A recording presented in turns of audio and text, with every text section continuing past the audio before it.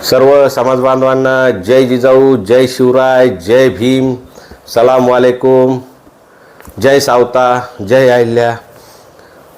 हे बोलण्याचं कारण की आता मराठे आणि सर्व 18 पगड जातीचे लोक एक झालेले आहे।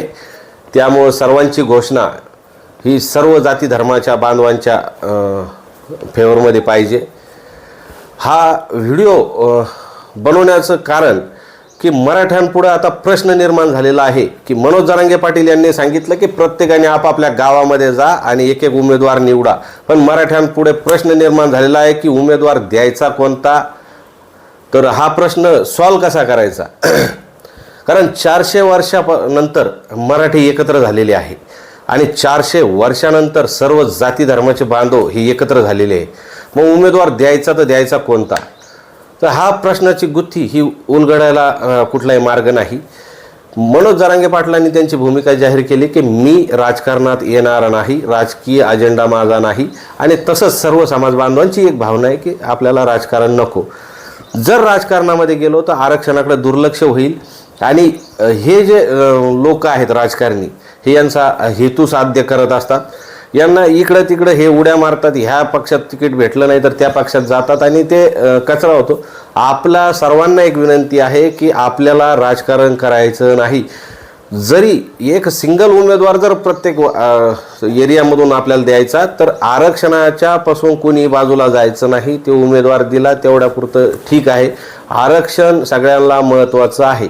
आपली जी मागणी आरक्षणाची ती मान्य झाल्याशिवाय कोणीही मागे हटायचं नाही। आता मनोज जरांगे पाटलांनी सांगितलं प्रत्येक गावागावात जाऊन भेटी घ्या, वेळ कमी राहिलेला आहे आणि प्रत्येक गावात जाऊन भेटी घेणं शक्य नाही।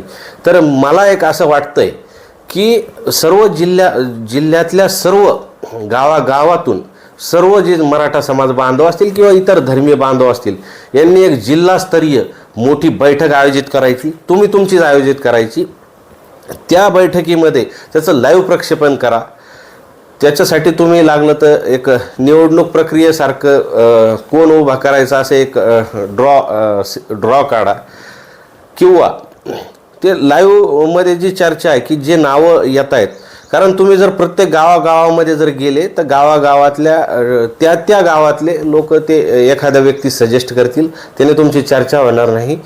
पण उमेदवार निवडताना कुठलाही आजी माजी खासदार नको, कुठल्याही राजकीय पक्षाशी त्याचा गेलेल्या 5 वर्षामध्ये कधीही त्याचा यामध्ये राजकारणामध्ये तो असला नाही पाहिजे, त्याला राजकारणाचा वारसा असला नाही पाहिजे। मराठा आरक्षण चळवळीमध्ये त्या व्यक्तीचं योगदान किती ते बघितलं गेलं पाहिजे। आणि मनोज जरांगे पाटलाचं जे आंदोलन 7 महिन्यापासून चालू आहे, या आंदोलनामध्ये त्या व्यक्तीने काय मेहनत घेतलेली आहे आणि किती समाजाच्या बाजूने तो उभा राहिलेला आहे हे बघायचं आहे। हे कशासाठी की हे सर्व जे राजकीय पक्ष आहे या सर्वांनी मिळून आपल्याला SIT लावलेली आहे आणि सर्वांनी मिळून म्हणजे यांचे हेतू साध्य केलेले आहे। आणि आता असं झालं आहे की तिकीट वाटप झालेलं आहे बऱ्यापैकी आणि चालू आहे। मग आता तिकडं तिकीट नाही भेटल्यामुळं ते तुमच्याकडे येतील। मराठा समाज भोळा आहे, लगेच विश्वास ठेवतो, लगेच ॲग्रेसिव्हही होतो आणि लगेच विश्वास ठेवतो। बऱ्याच समाज बांधवांचे असे फोन यायले, याला द्या त्याला द्या। तर मी प्रत्येकाला डोळस बुद्धीने विचारपूर्वक तुम्ही निर्णय घ्या। हे आपण अंतिम टप्प्यात आहे, वेळ फार कमी आहे।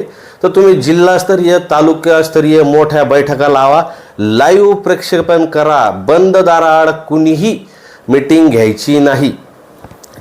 आणि उमेदवार निवडताना समजा जर त्या भागामध्ये जर जास्त उमेदवार तुम्ही सजेस्ट करत असले तर त्याचा एक ड्रॉ काढा आणि त्या ड्रॉमधून एक जे नाव येईल त्याला द्या, कारण राजकीय महत्त्वाकांक्षा आपल्याला नाही आणि आपण कुठल्याही पक्षाची जिरवत नाही हे तुम्हाला प्रकर्षानं सांगतो। बरेच मित्र जे आहेत ते सोशल मीडियावर विशिष्ट एका व्यक्तीचं नाव घेतात किंवा विशिष्ट एका पक्षाचं नाव घेतात। प्रत्येकाला वाटत होतं या आंदोलनामागं या नेत्याचा हात आहे, या पक्षाचा हात आहे। तर ते मुद्दे सगळे क्लिअर झालेले आहे। जर अपक्ष उभा करायचा, कुठल्याही राजकीय पक्षाला आपल्याला संबंध नाही, त्यामुळे आपल्या कुठल्याही नेत्याचा आपल्याला संबंध नाही। आता हे जे राजकीय पक्ष काही असे समजत होते की यांनी आपल्याला पाठिंबा देतील, म्हणून ते आपल्या आंदोलनात आपल्या पाठीशी खंबीरपणे उभे होते. पण त्यांनाही कळून चुकलंय की मराठा समाज हा दूध खोळा नाही. तर कुणीही पोस्ट टाकताना आपण कुणाची जिरवत नाही आणि कुणाच्या विरोधात आपण बोलायचं नाही. आपल्याला तो अधिकार नाही. कुठल्याही जाती धर्माच्या विरोधात बोलायचं नाही. आपल्याला दलित समाज, मुस्लिम समाज, धनगर समाज, बंजारा समाज, 18 पगड जातीचे सर्व समाज बांधवांचा पाठिंबा आहे. काही जागा ह्या राखीव आहेत. त्या राखीव जागेवर त्या समाजाचा व्यक्ती आपण सर्वांनी मिळून त्याचं नाव सजेस्ट करा. सोशल मीडियावर ज्या पोस्ट होत आहेत त्याच्यातूनही तुम्हाला भरपूर माहिती मिळेल की कुणाच्या नावाची चर्चा आहे. त्या गोष्टीचा तुम्ही जरूर विचार करा. राजकारण हा आपला पिंड आहे. जन्माला आलो आपण की आपल्या घरात राजकारण होतं. त्यामुळं आपल्या पिढ्या राजकारणामुळं बर्बाद झालेल्या आहे. गड्या होत्या, आपल्याकडं मोठमोठाले वाडे होते. आज त्याची माती विकत नाही. नावाला पाटील की राहिलेली आहे, देशमुखी राहिलेली आहे. तर आता 400 वर्षानंतर समाज एक झालेला आहे. या राजकारणापायी पुन्हा आपल्यामध्ये गटतट पाडू नका. एकच उमेदवार द्या. दुसरा उमेदवार जर कोणी फॉर्म भरत असेल तर त्याला रोखा. नाही तर सगळ्यांचे फॉर्म काढून घ्या आणि ज्याला जिकडे मतदान करायचं तिकडे करा. पण विनाकारण त्याला तिकीट दिलं आणि मला दिलं नाही, माझं काम उजवं आहे असं करू नका. सर्वांना विश्वासात घ्या. आजी माझी खासदार किंवा राजकीय पक्षाचे गेल्या 5 वर्षाचा त्याचा रेकॉर्ड चेक करा. त्याने कुठल्या राजकीय पक्षाशी होतो का. कारण त्याच्या हेतूसाठी तो व्यक्ती आपल्या आंदोलनात येऊन त्याची पोळी भाजण्याचं काम करू शकतो. मराठा आरक्षणामध्ये त्याचं किती योगदान आहे. कारण ही चळवळ जी हे मराठा आरक्षणामुळे पेटलेली आहे आणि सर्व लोकांचा पाठिंबा हा मराठा आरक्षणामुळे आहे. पण हे जर काही राजकारणी जर यामध्ये घुसले तर ते आपल्याला कदापि परवडणार नाही. आणि उद्या जर हे निवडून आले तर हे पुन्हा त्या पक्षाच्या दावणीला जातील. आपला लढा हा पुन्हा संपुष्टात येईल. राजकारणात आपल्याला पडायचं नाही. आणि सर्वसामान्य व्यक्ती जर देता आला तर तो बघा. कारण सर्वसामान्य व्यक्ती याची हा कुठल्याही पद्धतीत मॅनेज होत नाही. ज्याचं उदाहरण आहे जरांगे पाटील अत्यंत हालाकीच्या परिस्थितीत जगले आणि वाढले. त्यांना गरिबीची जाण आहे, चटक आहे. ज्याला गरिबीची जाण आहे तसाच व्यक्ती द्या. गरजवंत मराठ्यांचा लढा आहे, गरिबांचा लढा आहे. आज तुम्ही बघत असाल की आपल्या मराठा समाज बांधव हे नैराश्यात जाऊन म्हणजे आत्मबलिदान देण्याचाही मागं पुढं पाहत नाही. समाजासाठी आज आपण ज्या मीटिंगा लावतो मातीत येऊन बसतात. जेवण भेटतं नाही भेटतं कुठेही झोपतात. आज आता त्याचं उदाहरण तुम्ही पुन्हा कालही बघितलं की आपल्या या सभेसाठी, जागतिक लेवलच्या सभेसाठी लोक दूरदूरून अवघ्या महाराष्ट्रातून तिथं समाज बांधव आले होते. त्यांनी खाली अंथरायला आहे नाही आहे, जेवायला आहे नाही आहे याचा कुठलाही विचार केला नाही. स्वखर्चाने आणले होते. आता हे निवडणुका लागलेल्या आहे. लोकांना पॉश AC गाड्या दिल्या जातात. त्यांना रोजचं जेवण, दारूच्या पार्ट्या हे दिल्या जातात. पण आपले जे समाज बांधव येत होते स्वखर्चानं आपली घरची चटणी भाकरी आपल्याला स्वतःसाठी आणि इतर आपल्या समाज बांधवांसाठी घेऊन आलेले आहे. ह्या लोकांच्या डोळ्यात जे अश्रू आहे, जी आसू आहे, जी त्यांची तळमळ आहे, ही तळमळ समजून घ्या. हा समाज 400 वर्षानंतर एक झालेला आहे आणि प्रत्येकाची इच्छा आहे की हा समाज एक झाला ना तर आता याला फुटू देऊ नका. या राजकारणापायी मी तुम्हाला विनंती करतो, या राजकारणापायी कुणीही आपल्यामध्ये मतभेद करून घेऊ नका. हा आपला पिंड नाही. आपल्याला नको लोकसभा, आपल्याला नको विधानसभा, आपल्याला काही नको. आपल्याला आपला माणूस जे आपलं खेकडा प्रवृत्ती होती ती आपल्याला संपुष्टात आणायची आहे. हे राजकारणी पुन्हा आपल्यामध्ये येऊन आपल्यामध्ये भांडणं लावण्याचं काम करतील. आणि जो उमेदवार तुम्ही देताय त्याचा फॉर्म रिजेक्ट होणार नाही याची काळजी घ्या. कारण आपले जे फॉर्म भरले जातील प्रत्येक एरियामधून तर तिथं असं होईल की आपले फॉर्म कशा पद्धतीने रिजेक्ट होतील हे बघितलं जाईल. सर्व धर्मीय मान्यताप्राप्त उमेदवार बघा. म्हणजे त्याला सर्व जाती धर्माचा पाठिंबा असला पाहिजे. कोणीतरी सोन्याचा चमचा घेऊन आलेला आहे तो इलेक्शनमध्ये फार खर्च करू शकतो तर असं काही नाही. गरीब मराठे हे घरच्या चटणी भाकरी खाऊन त्या माणसाला निवडून आणतील. माणूस निवडताना तुम्हाला फार काळजी घ्यायची आहे. हे राजकारणी यांचा मतलब साधण्यासाठी किंवा तिकडं तिकीट भेटलं नाही किंवा इतर पक्षाचा माणूस ते आपल्याकडं पाठवून तो उभा करू शकतात आणि पुन्हा निवडून आल्यानंतर ते तिकडं जाऊ शकतात. तुम्हाला जो उमेदवार वाटतोय की हा येईल सोशल मीडियावर त्याची चर्चा चालू द्या, कळू द्या सर्वांना. तुम्ही जी मीटिंग घेताय ती बंद दाराआड कोणी घ्यायची नाही. सर्वांनी सर्वानुमते ती लाईव्ह प्रक्षेपण करा आणि त्या भागात जर जास्त उमेदवार झाले तर त्याला डावलू नका, एखादा ड्रॉ काढा आणि त्या ड्रॉमध्ये ते जाहीर करा की हा व्यक्ती आहे. आणि जो व्यक्ती समाजानं दिला तो व्यक्ती 30 तारखेला आपण ठरवू आणि मनोज जरांगे पाटील त्याचं नाव अधिकृत जाहीर करतील अशी मी त्यांना विनंती करतो. आणि जरांगे पाटील यांना एक विनंती करतो की दादा, आता लोकांच्या भावना फार तीव्र झालेल्या आहे. सर्व राजकीय पक्षांना हे समाज बांधव वैतागलेले आहे. तुम्ही हे डिसिजन घ्या, कारण तुमचं जरी म्हणणं आहे की राजकारण आपल्याला करायचं नाही, पण आपल्या समाजाला न्याय हा मिळालाच पाहिजे, तुमची भावना ती आहे. पण राजकारणात म्हणजे या लोकसभेमध्ये आज मराठा आरक्षणाचा प्रश्न जो आहे तर तो केंद्राकडे आहे, जरुरी आहे. आणि केंद्रातही आपले खासदार एक MIM सारखा एक पक्षाचा खासदार होता अगोदर, आता 2 झाले. तर हे 2 लोक हे पूर्ण मुस्लिम समाजाचं जसं नेतृत्व करतात तसं मराठ्यांचे भरपूर खासदार वगैरे झाले, पण हे पक्षाचे गॉडफादर यांना बोलू देत नसतात.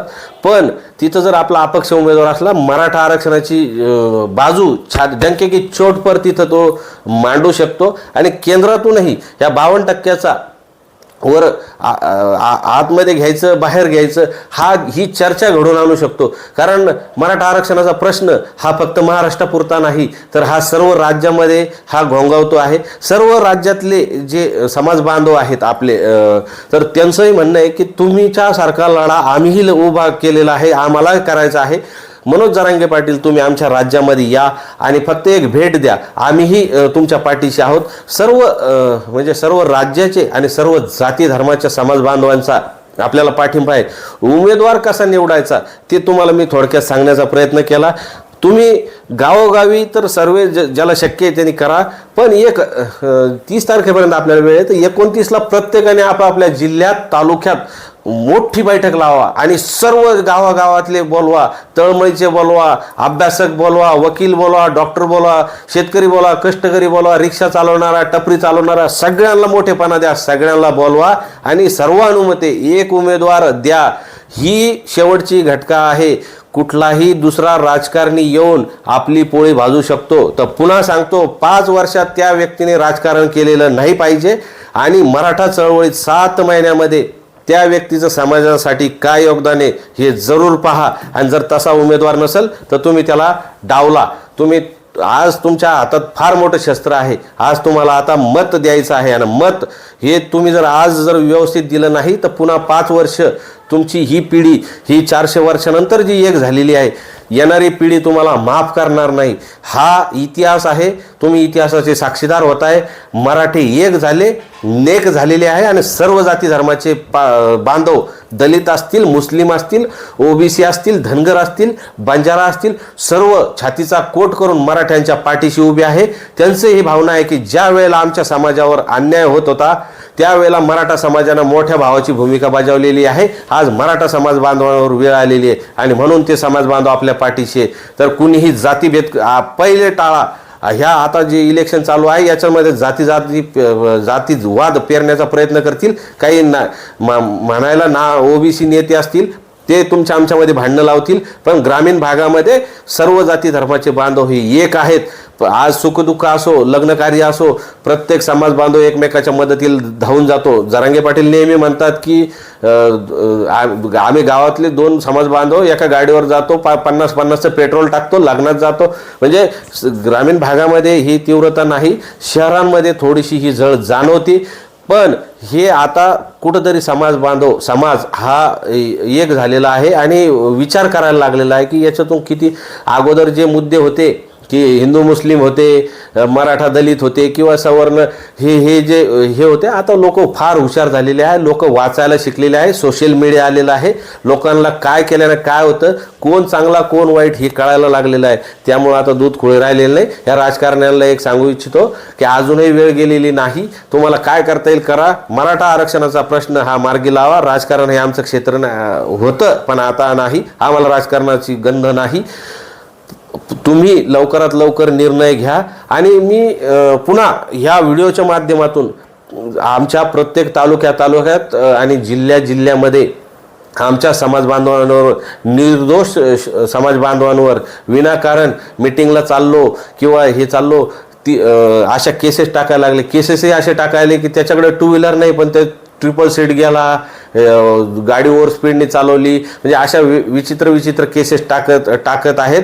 तर मी तुम्हाला पोलीस प्रशासनाला एक विनंती करतो की तुम्ही आमचे मायबाप आहे, तुमच्यामुळे आम्ही सुखात घरी झोपतो, आमचा तुमच्यावर फार विश्वास आहे. ह्या राजकारण्यांचं ऐकून तुम्ही विनाकारण आमच्या निर्दोष तरुणांवर गुन्हे नोंदवू नका. आणि समाजकंटकांना एक इशारा देतो की तुम्ही आमच्यामध्ये जातीवाद पेरण्याचं काम करू नका. आणि आपल्या सर्व जाती धर्माच्या समाज बांधवांना एक विनंती करतो, कुठलीही पोस्ट जेव्हा बघताय तुम्ही ती बघून जर चांगली असेल तरच फॉरवर्ड करा. निगेटिव्ह असेल, जातीवाद पेरणारी असेल, हिंसाचार घडवणारी असेल तर ती पोस्ट करू नका. सायबर क्राईम हे करडी नजर ठेवून सोशल मीडियावर आहे. तर कुठलीही गोष्ट मांडताना तुम्हाला डॉक्टर बाबासाहेब आंबेडकरांनी फार मोठं संविधान दिलेलं आहे, फार सुंदर आहे.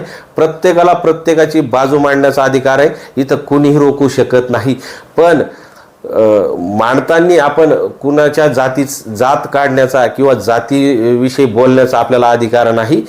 आज जरी मराठा आरक्षणासाठी आपण झटतोय, फक्त हे आरक्षणापुरतं मराठा आपण करतोय, पण इथं जातीवाद नाही, जातीवाद करत नाही. आपण सर्व जाती धर्माचे बांधव एक आहोत. आपला अजेंडा हा असा असला पाहिजे की सर्व जाती धर्माचे आणि सर्व जाती धर्माचे लोक आपल्या पाठीशी आहे आरक्षणाच्या चळवळीमध्ये. तर कुणालाही दुखवू नका. आणि जे समाज बांधव तळमळीनं म्हणतायत, मी त्यांचे शतशः आभार मानतो की तुमच्या भावना फार तीव्र झालेल्या आहे. मला अक्षरशः अंगाला काटे येते.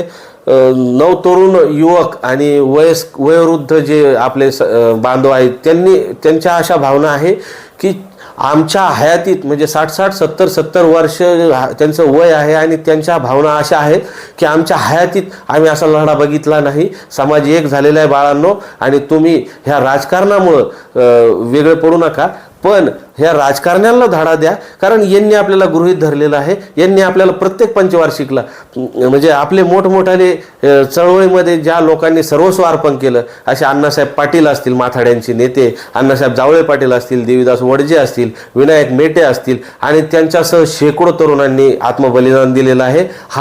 हे बलिदान आपल्याला व्यर्थ जाऊ द्यायचं नाही, अशी सर्वांची भावना आहे.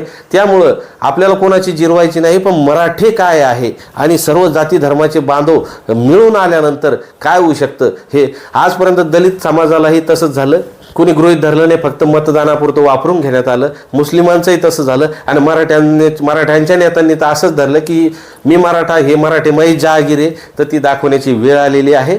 आपला एक उमेदवार योग्य द्या, सर्वांनी मिळून त्याला निवडून आणा. आणि जर तिथं वाद निर्माण होत असतील तर उमेदवारच देऊ नका, पण वाद घालू नका. आणि इतर ठिकाणी इतर जाती धर्माच्याही समाज बांधवांचा नक्की तुम्ही विचार करा. हा व्हिडिओ तुम्हाला जर आवडला असेल तर जास्तीत जास्त शेअर करा आणि सबस्क्राईब करा. मी वेळोवेळी माझ्या श्वास असेपर्यंत, मी जोपर्यंत हयातीत असेपर्यंत मी मराठा आरक्षण चळवळीमध्ये सक्रिय राहणार. मनोज जरांगे पाटील हा योग्य व्यक्ती आहे आणि कुठल्याही पद्धतीत मॅनेज होत नाही. त्यांचाही आरक्षण एकच उद्देश आहे आणि आमचाही आरक्षणच मुख्य उद्देश आहे. आणि त्यांची जोपर्यंत आरक्षणाची मागणी कायम आहे तोपर्यंत हा सचिन हवळे पाटील मराठा समाजाची बाजू लावून धरेल. पण कुठल्याही प्रकारे जर आमच्यावर दबाव आणण्याचा प्रयत्न केला आम्ही घाबरणार नाही. कारण आत्महत्या करून एक्झिट करणं हे आम्हाला पटत नाही. लढून मरायचा आमचा इतिहास आहे. आणि हा इतिहास पुन्हा गौरव, म्हणजे आम्हाला फक्त एकच आहे की इतिहासात ज्या वेळेला आरक्षण चळवळीत जे हुतात्मे झाले किंवा ज्या लोकांनी लढले त्यांचे जसं नाव घेतलं जातं, आम्हाला फक्त एक फुल ना फुलाची पाकळी त्या इतिहासाचे आम्ही साक्षीदार होतो. येणारी आमची पिढी नातू पंतू असतील त्यांनी फक्त म्हणा आमचा आजोबा या आरक्षण चळवळीत लढला. जे आपले लाखो तरुण ह्या आरक्षण मिळाल्यानंतर जे नोकरीला जातील, आपले अधिकारी बनतील, त्यावेळेला ते गौरवाने सांगतील की ज्या वेळेला आरक्षणचा लढा लढल्या जात होता त्यावेळेला हे लोक लढले आणि आज आम्ही सुखाची भाकर खातोय. आणि जे लोक ह्या कुणबीच्या नोंदी सापडल्या किंवा जे नोकरीला लागत आहे, तुम्ही त्यांची जाणीव ठेवा, गरीब लोकांची जाणीव ठेवा आणि त्यांना शिक्षणासाठी असेल म्हणजे MPSC UPSC करत असतील, सरकारी नोकऱ्याला आपलं शिकण्यासाठी अडचणी असतील, वाचनालय तयार करा, व्यायामशाळाचं तयार करा, सुदृढ एक पिढी निर्माण करण्यासाठी मदत करा. ह्या आरक्षण चळवळीतून याच्यातून काय मिळालं तर हे मिळालं, समाज एक झाले, सर्व समाज एक झाले, माझ्या अंगाला शहारे यायला लागले, सर्व जाती धर्माचे मराठे एक झालेले आहे आणि गौरव वाटायला लागला की मी मराठा असल्याचा. ह्या चळवळीमुळं, ह्या आरक्षणाच्या चळवळीमुळं सर्व जाती धर्माचे बांधव एक झालेले आहे. तर त्यामुळं एक रहा आणि नेक रहा. पुढील अपडेट मिळवण्यासाठी माझं हे चॅनल सबस्क्राईब करा, जास्तीत जास्त शेअर करा. तुमच्या व्ह्यू वाढवण्यासाठी मी व्हिडिओ बनवत नाही, पण समाज मनामध्ये जे संभ्रम निर्माण आहे, जे लाखो फोन येतात की आपल्याला काय मिळालं, आपण काय साधतोय, आता कसं होणार, हा लढा इतका उभा राहिला, हा संपतो का, ही भीती प्रत्येक समाज बांधवाला आहे. त्यामुळं मी नवनवीन माहिती देण्याचा प्रयत्न करतो. निगेटिव्ह बोलणारे फार असतात आणि निगेटिव्ह बोलले की त्याला व्ह्यूजही चांगले असतात, सबस्क्रायबर असतात, पण त्यामुळं हे जे लाखो करोडो समाज बांधव एक झालेले आहे ते एका व्हिडिओमुळे निगेटिव्ह होऊ शकतात. त्यामुळं व्हिडिओ बनवताना काळजी घ्या. मी आरक्षण भेटल तेव्हा भेटल, पण समाजासाठी गेली 12-15 वर्षापासून लढतोय आणि चिरंतन काळापर्यंत समाजाचा विचार करणार, म्हणजे फक्त मराठा समाजाचाच नाही तर माझी एक इच्छा आहे की माझा जो दलित बांधव असेल, मुस्लिम बांधव असेल, सर्व आम्ही भाईचाऱ्याने राहू. आणि हा भारत देशच असा आहे की जिथं सर्व जाती धर्माचे लोक गुण्यागोविंदाने नांदतात, सर्व सण उत्सव साजरे करतात. त्यामुळं कुणीही जातीवाद पाळू नये. आणि अजून एक सांगायचं, जर डॉक्टर लोकांनी जर जातीवाद पाळला, पेशंट जर इतर धर्मी असला आणि डॉक्टरचं जर जात तिथं जागृत झाली तर जर त्याने चुकीचं उपचार केला तर कसं होईल. त्यामुळे हे जातीवाद नको. हे जातीवादाचं विष लहान लहान पोरांपासून आता पेरलं जाते. तर आपण एक नवा पायंडा पाडा. कुणाला जातीचा गर्व असू द्या, पण हा एक गर्वचा असू द्या की आम्ही सर्व मिळून मिसळून इथं राहतो. इथं कुणालाही कमी लेखायचं नाही. तो UP बिहारचा असो का कुठला असो. काही वेळेला अगोदर असं होत होतं की मी संभाजीनगरचा आहे तर हा बीडचा आहे, तो लातूरचा आहे, तो नांदेडचा आहे, तो विदर्भाचा आहे, तो खानदेशचा आहे, हा पश्चिम महाराष्ट्राचा आहे. हा भेदभाव पाळला जात होता. पण या लढ्यामध्ये सर्व जिल्ह्याचे समाज बांधव हे मराठा आरक्षण चळवळीमध्ये मागे आहे. म्हणून प्रांतवाद नको, जातीवाद नको, हे ध्यानात घ्या आणि सर्व एक रहा. आणि उमेदवार निवडताना तुम्हाला हे जे मी सांगितलं हे मुद्दे आवडले असतील तर नक्की त्याच्यावर विचार करा. मी एक समाजाचा एक छोटासा नागरिक म्हणून सांगण्याचा प्रयत्न केला. जर चुकीचं काही वाटलं तर कॉमेंटमध्ये जरूर सांगा. मी ते नक्कीच पुढच्या वेळेस सुधारण्याचं काम करेल. आणि जे तुमच्या मनामध्ये काही अजून विचार असतील ते कॉमेंटमध्ये नक्की टाका. तुर्तास थांबतो. जय जिजाऊ, जय शिवराय.